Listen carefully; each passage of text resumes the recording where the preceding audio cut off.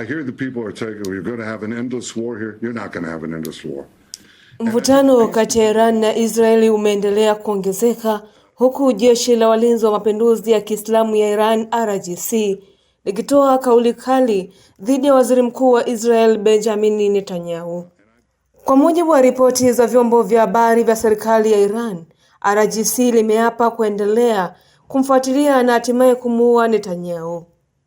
Shirika la habari la Iran Mehr News Agency limeripoti kuwa jeshi hilo litaendelea na operesheni zake dhidi ya Israel. Wakati huo huo, IRGC linadai kuwa katika wimbi lake la 52 la mashambulizi limeharibu maeneo kadhaa ndani ya Israel pamoja na kulenga vituo vitatu vya kijeshi vya Marekani vilivyopo katika eneo la Mashariki ya Kati. Watu 20 wamekamatwa katika mji wa Urimia wakishukiwa kutuma taarifa za maeneo ya kijeshi, polisi na vyombo vya usalama kwa Israel. Kwa mujibu wa shirika la habari la Tasnim ambalo lina uhusiano na IRGC, mitandao kadhaa ya watu wanaodaiwa kuwa mamluki wanaoshirikiana na maafisa wa Israel imefungiwa. Mwendesha mashtaka mkuu wa jimbo la West Azerbaijan amesema kukamatwa kwa watu hao kulifanyika kufuatia amri ya mahakama, huku uchunguzi ukiendelea kubaini mtandao mpana wa wanaodaiwa kushirikiana na Israel. Kwa upande wake, jeshi la Israel limesema Iran imerusha makombora kuelekea Israel na kwamba mifumo ya ulinzi wa anga inaendelea kufanya kazi kuzuia tishio hilo. Serikali ya Israel pia imetuma tahadhari kupitia simu za mkononi kwa wakazi wa maeneo yaliyoathiriwa, huku ikiwataka wananchi kuepuka maeneo yaliyofungwa kwa usalama hadi taarifa zaidi itakapotolewa. Shirika la habari la Iran Fars limeripoti kuwa wimbi jipya la makombora limezinduliwa kutoka Iran. Aidha, kundi la wanamgambo wa Lebanon la Hezbollah limedaiwa kurusha makombora au ndege zisizo na rubani kuelekea maeneo ya kaskazini mwa Israel.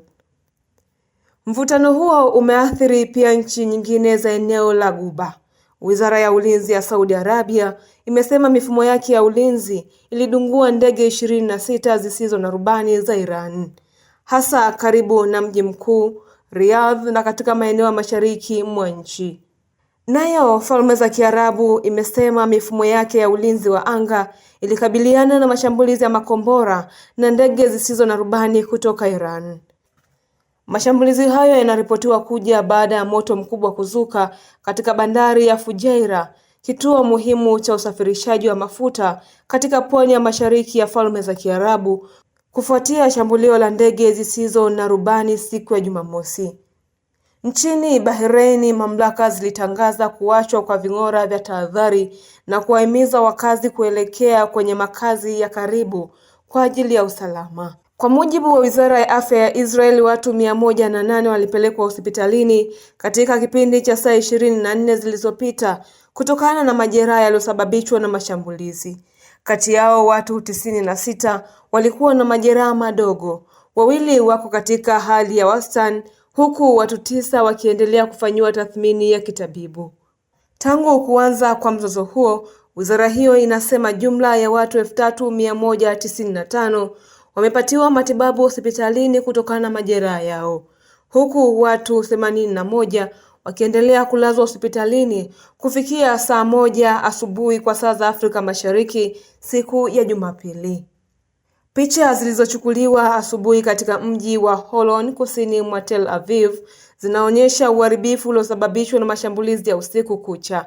Katika eneo hilo, gari moja linaonekana limepinduka huku vifusi vikiwa vimetapakaa na shimo kubwa likionekana kwenye ukuta wa jengo la makazi. Huduma ya dharura ya Magen David Adom MDA imesema ilitoa huduma ya kwanza kwa watu 2 waliokuwa eneo hilo wakiwa na majeraha madogo. Mwanaume mwenye umri wa miaka 80 alitibiwa baada ya kujeruhiwa na vipande vya kioo, huku mwanamke wa miaka 80 akipatiwa matibabu kutokana na kuvuta moshi. Watu wengine pia walipatiwa matibabu baada ya kupata mshtuko. Katika hatua nyingine ya kidiplomasia, waziri wa mambo ya nje wa Iran Abbas Araghchi amesema katika mahojiano na Al Arabi Al Jadid kuwa Mojtaba Amenei yuko salama na anaendelea kuongoza kikamilifu majukumu yake. Mojtaba hakuwa ameonekana hadharani tangu uteuzi wake ulipotangazwa tarehe 8 Machi, huku hotuba yake ya kwanza kwa umma ikirushwa kupitia vyombo vya habari vya serikali tarehe 12 Machi na kusomwa na mtangazaji. Araghchi amesema Iran iko tayari kuunga mkono mpango wowote wa kikanda utakaoleta mwisho wa haki wa vita, lakini akasisitiza kuwa kwa sasa hakuna mpango maalum uliopo mezani wa kumaliza mzozo huo. Pia aliongeza kuwa bahari ya Hormuz iko wazi kwa nchi zote isipokuwa meli za Marekani na washirika wake.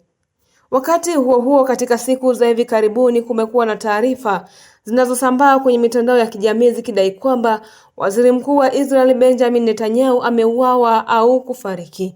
Hata hivyo, hadi sasa hakuna uthibitisho rasmi kutoka kwa serikali ya Israel au vyanzo vya kuaminika vya kimataifa kuthibitisha madai hayo, na taarifa hizo zinaonekana kuwa sehemu ya uvumi unaosambaa mitandaoni wakati wa mvutano unaoendelea katika maeneo hayo. Hii ni TMC News Updates kimataifa. Mimi ni Jacqueline Masawe. Endelea kutufuatilia kwa kusubscribe, kulike, kucomment pamoja na kushare ili kwanza kupata taarifa zetu pindi tunapozipakia hewani. But it's not going to take years. It's not an endless war. In fact,